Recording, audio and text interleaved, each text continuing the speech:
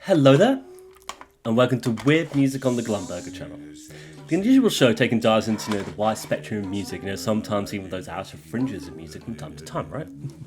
So today we are returning to one of my favourite cassette labels, the bafflingly bizarre Steep Gloss, run and curated by one Ross Scott Bukelek, whose surname I still can't say properly. I do apologise. Anyway, this is what I believe to be a debut album that cropped up last year. I remember coming across this one, reading the Bandcamp description and thinking, sounds like it could be very weird and interesting. Perfect for Steep Gloss, right? So let's get a copy. And yes, I can say without a doubt, one of the weirdest, strangest things I've ever come across. What else was I expecting, right? So without further ado, I present Teasel and their debut album of Drempt.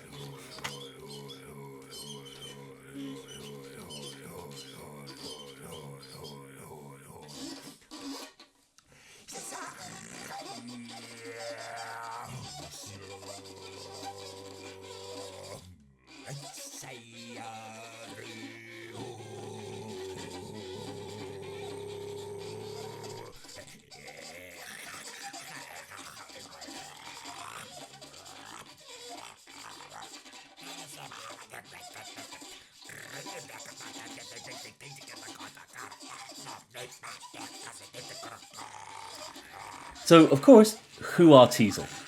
Well, Teasel, like all entries to Steep Gloss, is a collaborative duo made up of Gwilly Edmondez and John Garner, who have been forming since 2017 apparently, offering up a unique blend of unprocessed voice and violin. And Drempt is what I believe to be the debut album from this duo. I couldn't find any traces of any other releases, so I'm just kind of assuming here. But, of course, released on none other than Steep Gloss, right? The strange cassette label that offers up some of the most bewildering and enigmatic releases I've ever come across. I'll say, whenever I feel like, talking about an album from Steep Gloss, I do feel like we're getting ourselves in for some trouble, as previous entries to the label in Weird Music history have just been some of the most bafflingly uncomfortable albums I've ever come across, They're always wholly unique, which is why I just adore talking about them. And this is no exception, of course. A strange experimental improvisational performance that is completely untethered and unrestrained, just letting each respective artist freely perform these esoteric abstractions through the use of violin or voice. And it is so weird. Drempt, a 2-track album that, as far as I can see, is the debut album, as I mentioned.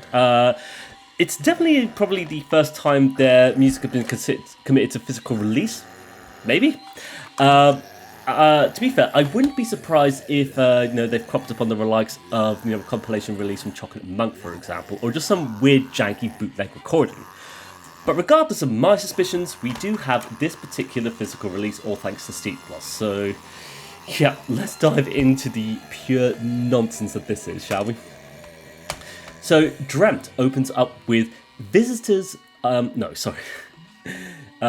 opens up with Our Visitors Pervasive / Aggressor.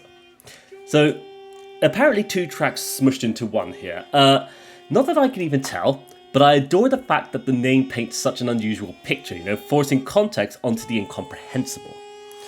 So our opening track here, it immediately just plops us right down into the scene where the unusual hustle of movement and is just offset by this odd twangs of violin, perhaps, bent so sharply it feels, before a voice comes in, humming away before transforming into guttural growls.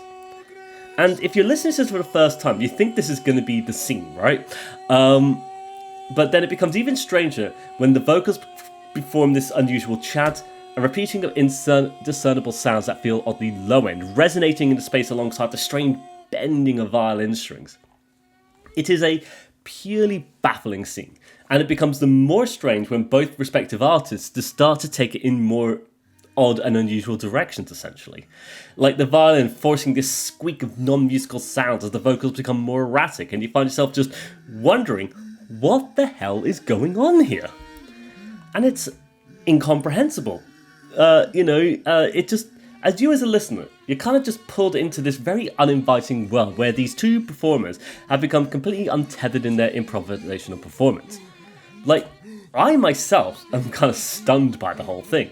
It makes very little sense, it being more and more uncomfortable the more it all occurs, like attempts at throat singing and vocalizations that come out as amateur and poorly attempted, and yet regardless, results in these incredibly unique occurrences. And like across the entire recording, the voice just seems to transform, spanning a range of frequencies from low to high as it transforms into amateur choir boys at times, these chants, these babbles, like just every single way the voice can even sound, it feels.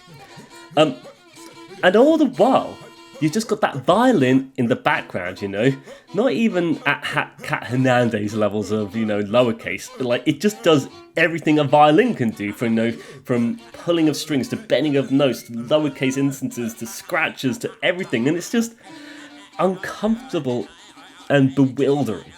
And yet you have 15 minutes of this world to inhabit at this point.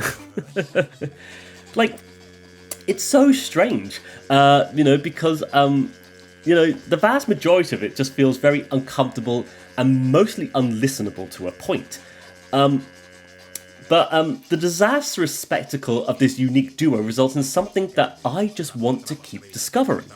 Like, where else are they going to take it? Their constant interplay between untreated violin and vocals, something barely anything like their respective selves at times.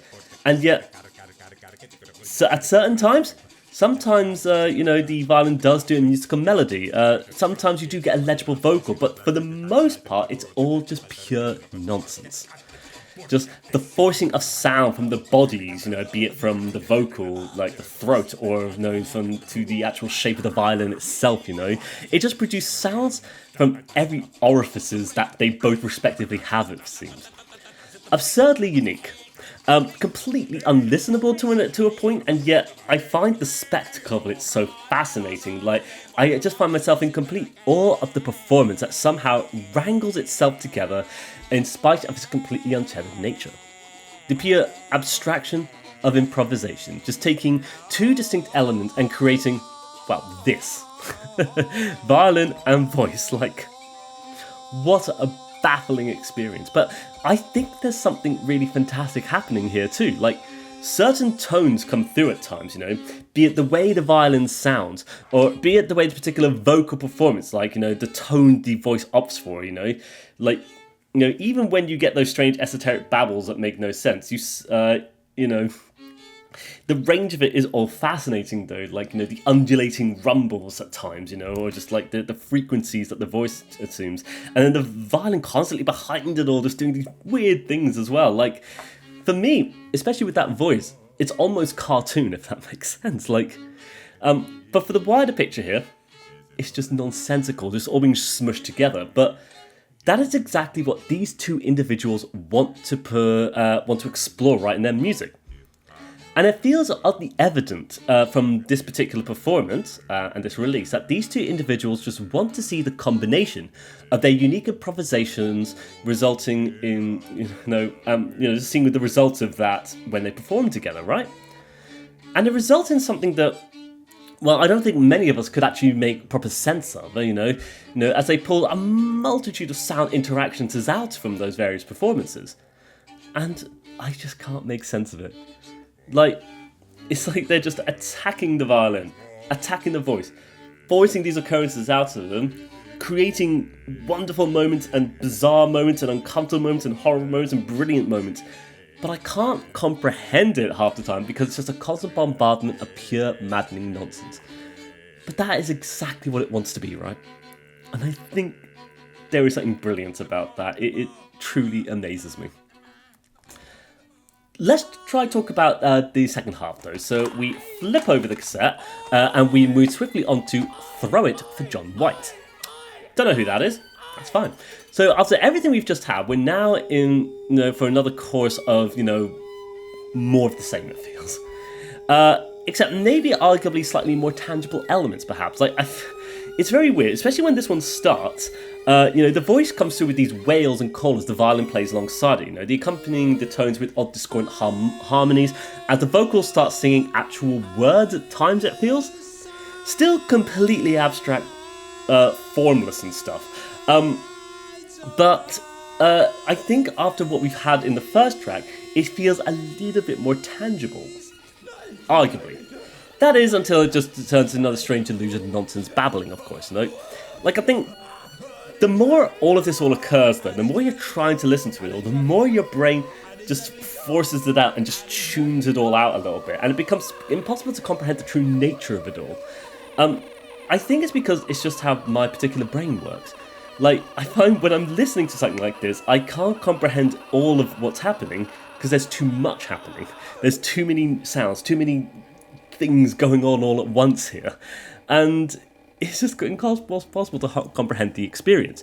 Even though, within that incomprehension, I do know and understand that I'm both confused and oddly captivated by the whole thing.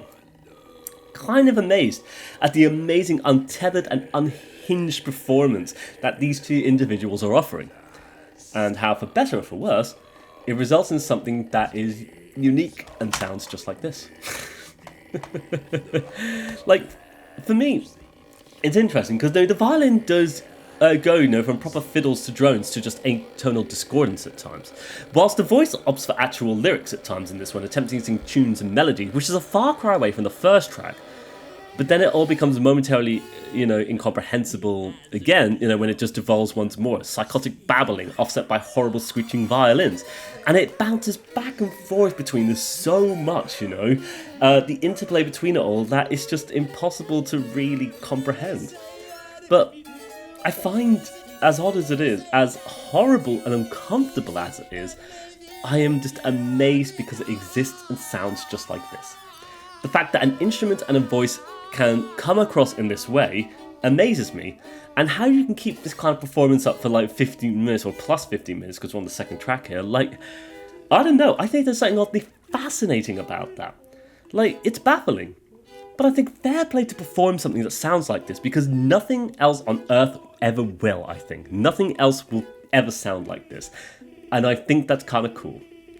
A constant battle between the comprehensible and incomprehensible. Just smushing it together and just seeing what happens as a result. So, definitely amongst the weirdest shit we've covered on this channel, right? I think it's perhaps why I feel like covering albums as Steep Gloss is cheating. But I am amazed at the output that this label offers, Some of the most unique and strangest of album experiences that you're not likely to hear or see anywhere else.